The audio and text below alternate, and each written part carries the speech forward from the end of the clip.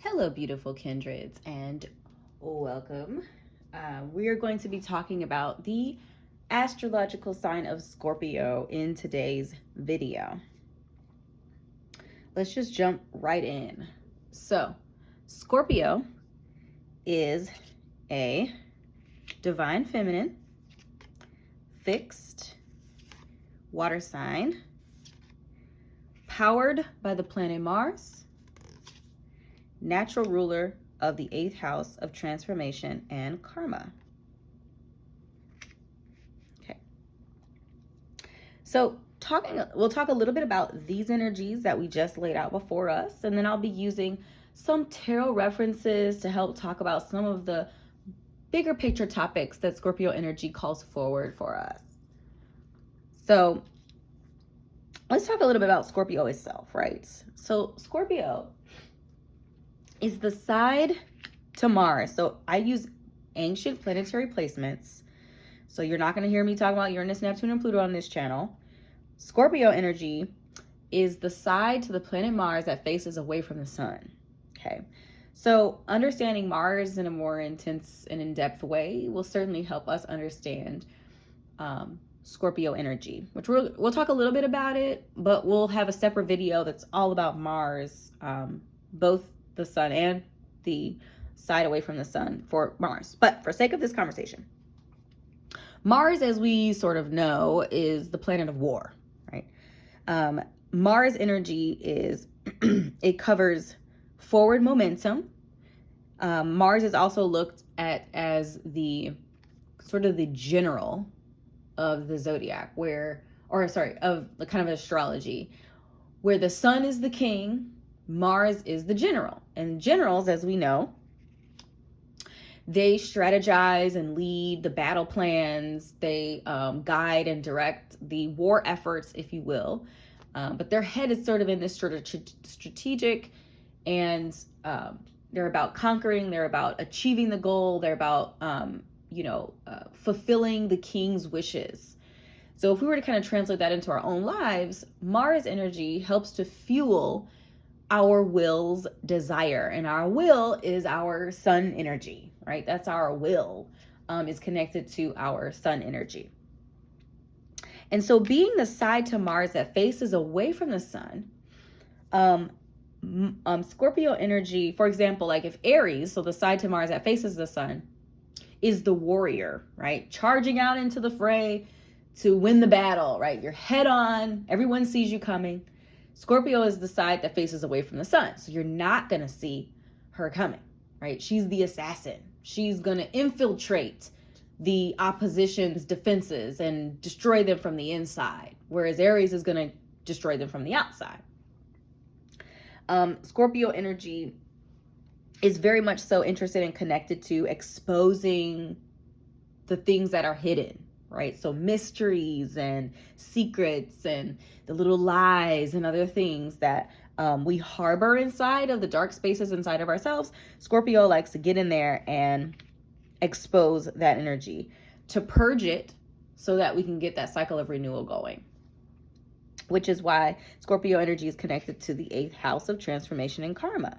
So, and this will beautifully lead into sort of our tarot descriptions, which we will get to in just a moment. If you are not already connected to me here on YouTube, please do consider subscribing. If you're interested in the topic of water energy and all the bits and pieces that go into it, then this channel might be a really helpful tool for you. So do consider subscribing. Click a like on this video if you find anything helpful or interesting, and drop your comments down below, sharing maybe what topic that you would be interested in hearing about next, because this is just an introduction to Scorpio energy. I'll definitely be deep diving into the different parts and pieces a little bit, later in the future. So do share your thoughts and let me know what specific topics are piquing interest for you, and I'll sort of order them in the way that you maybe desire them. So, all right. So water energy, I did a whole video introducing water energy, so do check that out. But water energy is a divine feminine as well in nature, meaning that it's inwardly focused, inwardly strong, it's reflective. And more specifically, water energy is intuitive and emotive. And so that is a part of Scorpio's makeup as well as the fixed quality. So the qualities kind of talk about the modus operandi is like kind of how I like to think of it. So Scorpio energy is stable in nature, right? It doesn't want to change. It's fixed, so it doesn't want to change. And I feel like there's a bit of tension between this fixity of Scorpio energy and the fact that it is water energy, and water wants to flow. Like, it's the natural state of water is to flow, is to move. And so when you have this fixed quality connected to something that is naturally mobile, there's a little bit of dissonance, a little bit of tension there, to just be mindful of. And the astrology is so full of these dissonances and stuff like that. So just something to kind of keep a lookout for. Because of Scorpio's fixed nature, loyalty is a huge quality that Scorpios have. When you are ours, when you are in our world, our sphere, under our protection, it's really difficult to get rid of us. It's really hard. And yes, I say us because I am sun, moon, rising, all three of the water elements. So Scorpio is my sun placement. So yes, I definitely relate and connect, which is why I have this channel. It's all about water because, again, my primary energy is water energy. And of course, fixed energy is also dependable energy, right? You can depend on, again, once the commitment is made, showing up, showing out, difficult to stop once the ball gets rolling, sort of thing. So kind of moving into what I would argue is, the house energy. So this is the 8th house of transformation, karma, and of course, death. So in tarot, the death card in tarot is a predominant Scorpio energy, right? It's connected to the astrological sign of Scorpio. It is the 13th card in the major arcana, which is interesting, but it represents endings, which really are beginnings. And I just want to talk a little bit about this card because I think it's like fascinating how it's represented in this card. Hopefully is it gonna come on, acting out with me. All right, so I love that death is represented by a phoenix in this particular tarot deck. And if we look underneath the bird that's like screaming to its lungs because it's like bursting in flames, right? The ending is here. But right at the bottom of the tree, sort of underneath it, is this new phoenix, right? In its little egg or whatever you want to call that, right? It's the death, this idea of the cycle of death and rebirth. And death is a beginning, as it is also an end. Like all endings are beginnings, that sort of conversation. And if we look at the more traditional representation, right, you kind of have this skeletal figure on this horse, and you have a hierophant like spiritual person begging, and people on their knees with the dead person laying down there, the person who's moved on or transitioned, and people, you beg for life because you don't understand. The reason why death is feared is because we don't know what's on the other end of it. And oftentimes when the death card shows up in tarot, it's not talking about like literal death. Oftentimes it's talking about transformations, right? Transitions from one phase into another phase. And the tricky bit when something is marked by death or marked by transformation is that a transformation, like, you can't go back to the old way. There's only forward. And in that forward, we don't really know what to expect. We don't really know what's on the other side of that. And that could be literal death, or that could also be, moving to another company or moving to another state or moving or getting married or having a child or, whatever these kind of big life moves are for us. We don't really know what's on the other side. It could be something really awesome and it could be something suspicious and questionable. Like, we don't know. And it's the mystery that is scary to us. Now, Scorpio energy is not afraid of that. Because remember, Scorpio energy is powered by the planet Mars. And Mars is about war, right? You need to be courageous to be able to charge into the battle or secretly assassin your way into the battle, and fight somebody, right? Like that kind of resistance and that the meeting adversity head on, like that's a very Mars energy, right? And of course there's strategy and there's thought and things like that behind it, but at the end of the day, you need courage. And similarly, like with the death energy, when you're transitioning into another place and space in life, it takes courage to kind of face that, right? Because they're begging, they're praying, but at the end of the day, it's like, this is happening, right? You're moving, for example, when you move from a child into, an adult, right? And you leave your parents' house and you're no longer kind of under that protection, in quotation mark. You're moving into another phase of your life, right? And there's no going back. You can't be a child again. It's done, right? It's over with. So I'll do a whole video on this card, breaking down all the symbology and stuff like that. But this idea of change and transformation, just wanted to note, again, it's the number 13, which reduces down to the number 4. To note that from a numerological standpoint, it's not like a 1, right, where it's new beginnings and new endings. It's a 4, which 4 is actually, it's a number that talks about stability. That sounds interesting and familiar, right? The number 4 is a stable, dependable energy, right? It's the foundation. It's the 3-legged or 4-legged chair that is stable and it's not going to rock or move or break under you.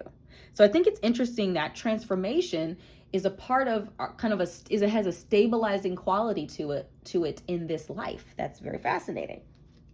The second tarot card that we're going to take a look at here is the Tower. So the Tower energy is actually Mars. The Tower is of Mars.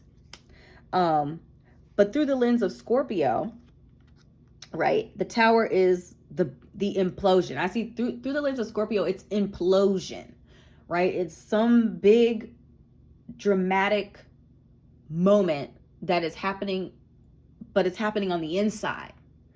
And it's imploding. It's boom, it bursts from the inside. Nobody sees it from the outside. You probably look completely normal, but on the inside, you're going through a huge change. You're going through a huge transformation on the inside. Now, the Tower energy, it typically happens when we know change is necessary, but we're being stubborn, right? We're being stubborn. We're being fixed.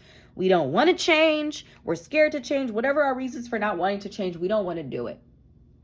And then the Tower says, okay, but this has to happen, right? It's kind of like if you were in the womb and be like, well, I don't want to be born. Too bad, so sad, right? The mama's like, you coming out. Ain't nobody playing with you, right? So that is the Tower energy. It's the big explosion that happens that says, nope, this change is happening. Either you can control that change and accept it with the Death card, or it's boom, right? It's you're getting kicked out, right? You're getting blown out of the castle. Something's happening, right? Something big is happening. So, the Tower energy. To me, the Tower energy, again, is necessary potentially when we're too set in our ways, right? So emotional energy, spiritual energy, that's kind of water. When we're set in our ways emotionally, we don't feel like it or we don't want to, that's when the Tower has to step in and be like, nah, it's happening. The next card that we're going to look at is the Court cards. So the Suit of Cups is all water, right? There's some of the Cups cards that are specifically connected to Scorpio energy. So the first one we're going to look at is the King of Cups. So this is debatable. Obviously, you're on my channel, so these are my thoughts and perspectives. But the kings are of fire.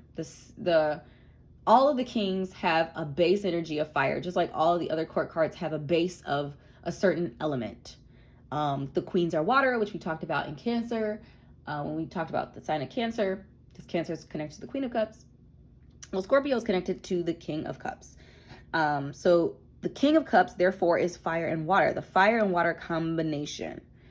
All right, which is extremely powerful when you start to combine opposing elemental energies in one place. you get a very kind of powerful and magnetic quality to it, which, many things are said about Scorpio energy. Scorpios are magnetic. They are. They're mesmerizing. There's sort of this,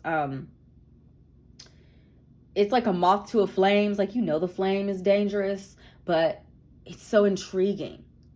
And I feel like, the kings in general have, because they are of fire, they have that sort of quality that draws people in.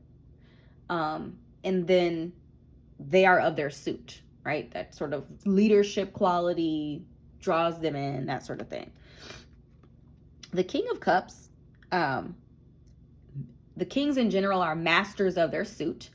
So the King of Cups is master over the watery places and spaces. So master over the emotions, master over the spiritual realm, master over connectivity, intuition, all of that sort of thing. And I feel like that allows this energy to talk about, if you're like, for example, as a master over your emotions, right? You're able to control your emotions. So there's a sort of a dissonance, a distance between the emotional spaces and Scorpio energy, which I feel like shows up here in this court card, because we've got this king. Let me see if I can get it to focus. Okay. So we have our King of Cups sitting on the throne, this sort of big, massive, heavy throne, different than the Queen of Cups. Like the Queen of Cups, her foot was kind of in the water, and the water was her, and she was the water.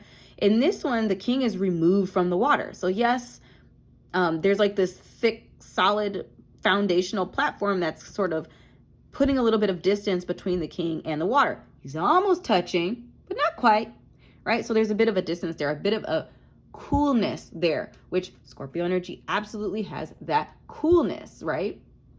That emotional coolness, that emotional distance, which can also be very chafy and so cool to the point of burning, like dry ice sort of thing. Certainly Scorpio energy can do that. And if you've ever been on the receiving end of a chill Scorpio moment, it does feel like you were touched by dry ice. It burns, right?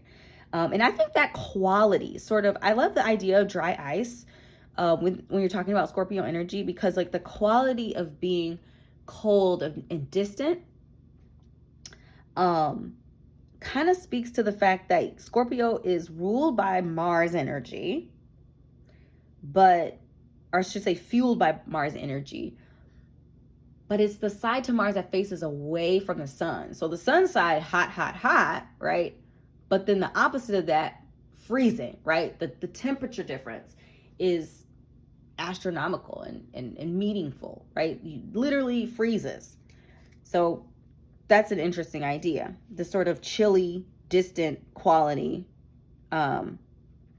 particularly when it comes to the emotive spaces, being able to see things though from having a perspective on things, which I think is really helpful, especially if you're connected to war, right? And Mars is.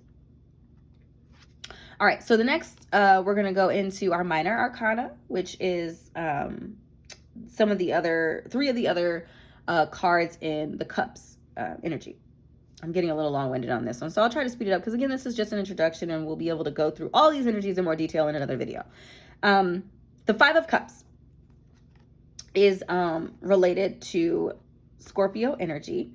And as you can see, this is one of the more challenging or difficult cup cards in the deck. So this idea of loss, right? Emotional, spiritual, relational, just this feeling of loss. And so to note, in at least these two versions, right? First of all, there are 5 cups there.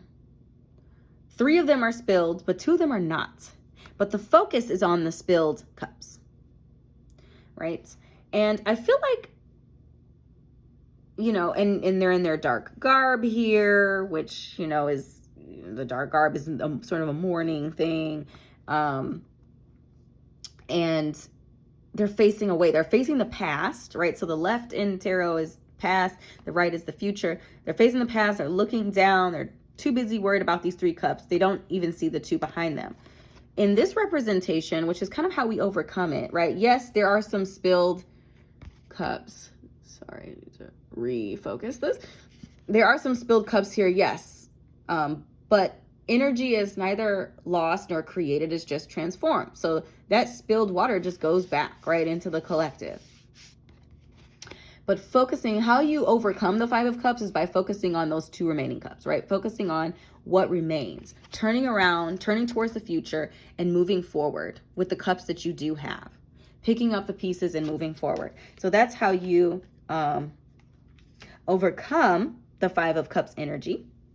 And the Five of Cups for Scorpio energy is actually really sort of normal, and it doesn't really phase Scorpio. Scorpio can handle loss, right?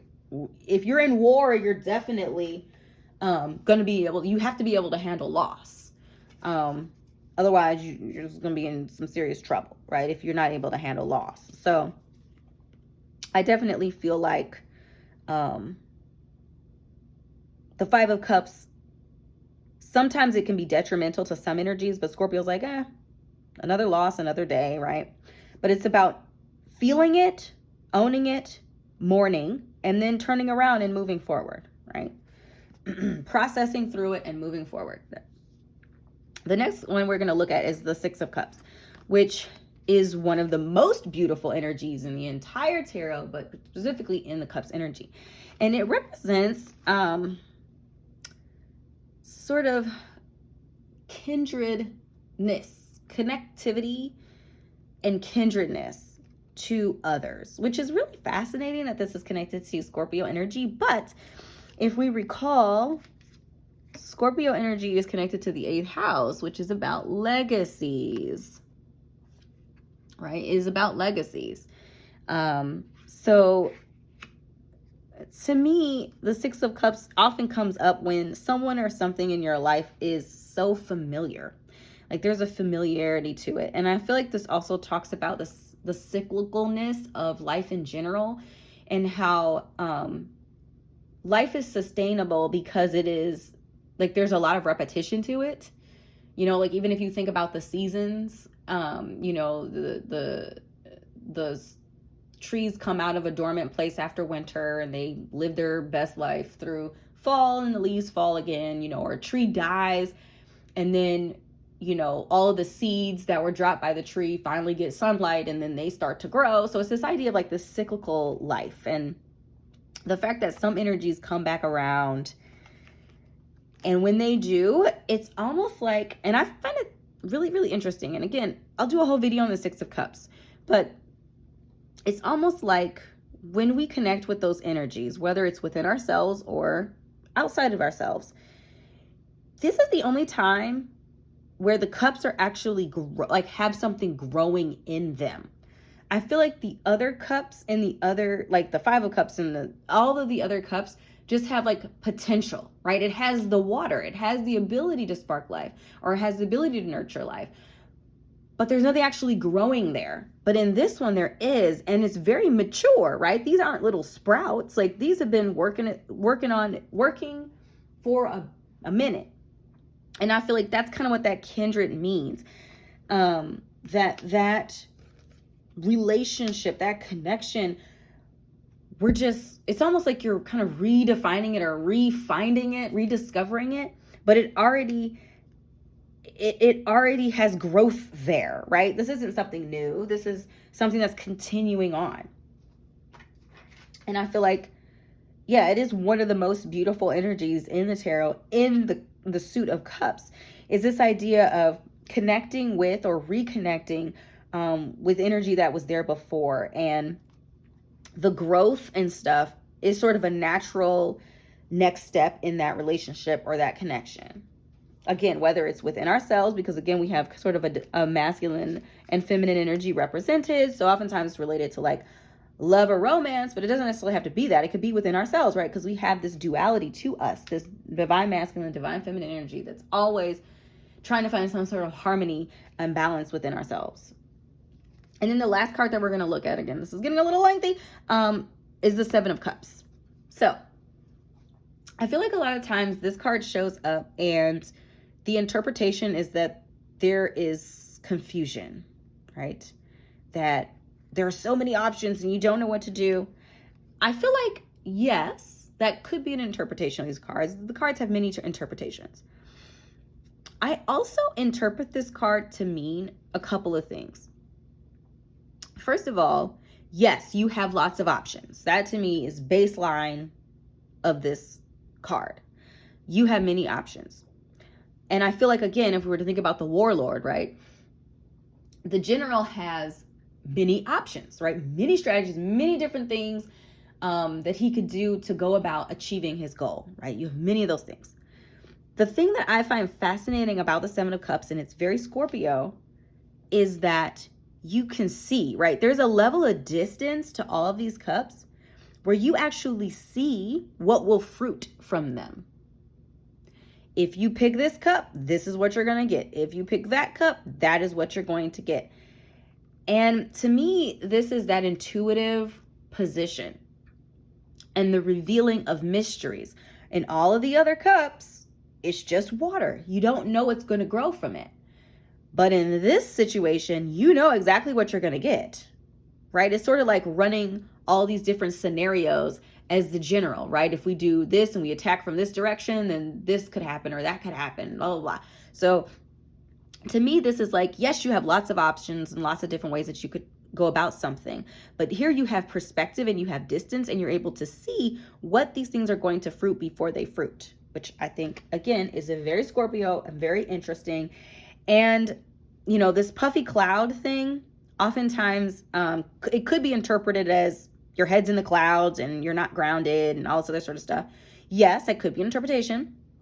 But I feel like it's also they're clouds. So this is all happening in your mind, right? You're processing through all this stuff. You're predicting all the potential outcomes in your head first so that you know or you have an idea. And again, if you have a strong intuitive position, a strong discernment, then your predictions are probably going to be pretty spot on. And intuition and all that other kind of stuff is a different conversation, but I don't know. I just find this very deep and very interesting and very connected to that kind of Scorpio mind where you have some distance. You're able to sort of lay out all the potential options and sort of see the forest for the trees, which I think, again, is really fascinating. So I think I've talked enough about Scorpio energy, at least as an introduction, because we certainly are going to have follow-up conversations where we're going to deep dive into a lot more Scorpio topics. So let me know down in the comment section below, or I guess be that direction. Let me know down in the comment section below what Scorpio-related topics that you're interested in, or maybe some preconceptions or stereotypes that you would like to discuss or debunk or whatever. Let me know down in the comment section below. Subscribe if we're not already connected and you're interested in this sort of topics and conversations centered around the element of water and the energies that are related and connected to it. Click like, and I look forward to seeing you in an upcoming message. Be well.